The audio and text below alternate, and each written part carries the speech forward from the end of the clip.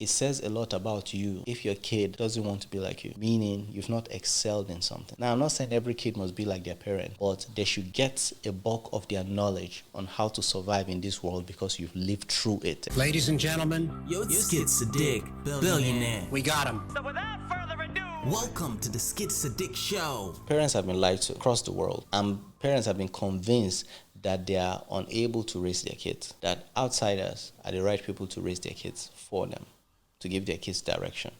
What do I mean? Parents give birth to children. This is your bloodline. This is supposed to be the most precious thing that you have next to anything. You understand?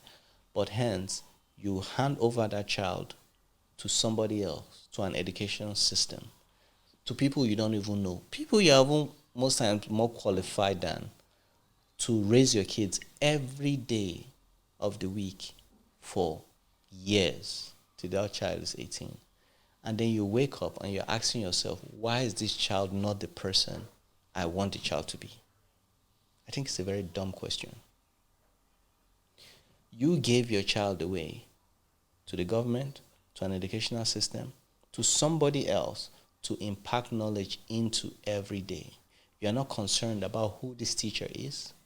Most schools employ subpar teachers, people that they can afford. They don't really care as long as they're able to regurgitate the curriculum back to the kids. You don't care about the curriculum. You're not asking yourself, who do I want my child to be exactly? And you look at the curriculum and you say, no, it's not for my kid. If you can't say that, then you have no real plan for your kid. You are just a slave in society, basically just living as you are just obeying instructions, doing as you are told. Get the kid, send the kid off to school, and, when the kid gets back, you play a little game, try to be happier, etc., etc. The education of your kid is supposed to be coming from you every single day till they are 18. Or to the age that they're able to fend for themselves, because that's your goal, for them to be able to survive in this world. And so if you're not imparting that knowledge, it says something about you. Two things.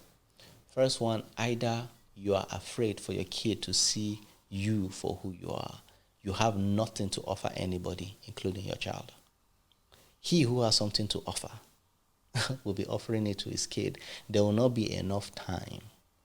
If you are the best at something, your kid will want to be like you. You even want your kid to be like you, or even better than you. It's because you are a nobody. You have nothing to offer anybody in this world and beyond. And so you chuck your kid off to somebody else you feel have something to offer, in the disguise of that you're giving them a proper education. There is no proper education. Look at every successful person, their kids are following in their footsteps.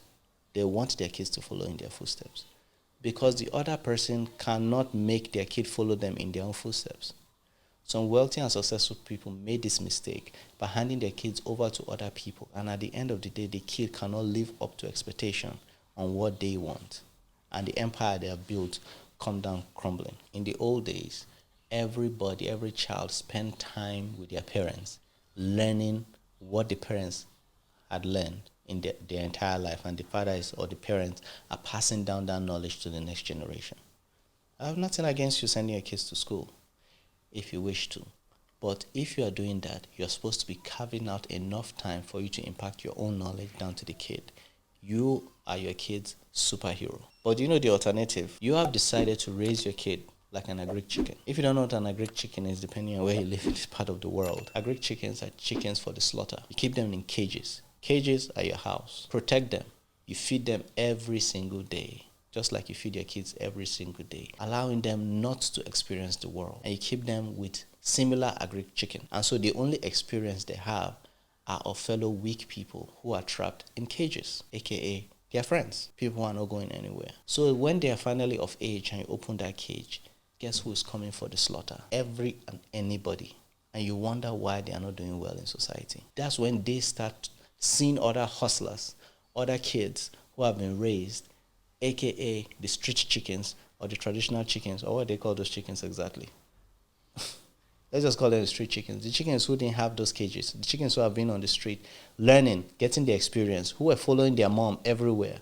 You see some chickens everywhere the mom go, they see the mom, how the mom is surviving, how she's, getting her feed, everything. Those are the chickens that will take those agri chickens for a ride. The slaughterhouse will come for the agri chickens. They can't catch the street chickens,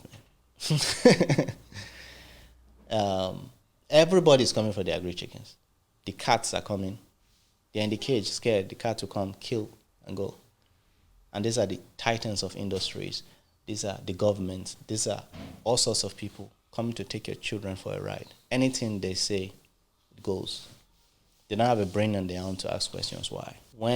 If you look at the holy books, if you're a Christian, even Christ himself was about his father's business when he was, he was a carpenter first, learning that trade until he went to his father's business. Not the government's business, not what your university business, not any other person's business, your father's business. It says a lot about you if your kid doesn't want to be like you, meaning you've not excelled in something. Now, I'm not saying every kid must be like their parent, but they should get a bulk of their knowledge on how to survive in this world because you've lived through it. Exactly. You've lived through it. They should get the bulk of this knowledge from you, and then they should move forward with whatever it is they wish to do with their lives. And that's how it should be. If you are an incredible lawyer, be the best lawyer in the world, or try to be at least. And your kid will look up to you like, my father is doing a lot of things, including mothers. These are what my parents is doing. Oh my God, they are my superhero. And the child could say, okay, I don't want to be a lawyer, but they've adapted a lot of traits on how to succeed in this life. And whatever it is they're trying to pursue, those traits will allow them to do so. And so I don't want somebody who is underqualified, who doesn't even know how to survive in this life. Somebody who is waiting for a paycheck to go and feed their own family. Minimum wage paycheck. To be raising my kids. What are they going to teach my kids? How to become like them? Or a curriculum that has nothing to offer the future. A curriculum that feeds on the past.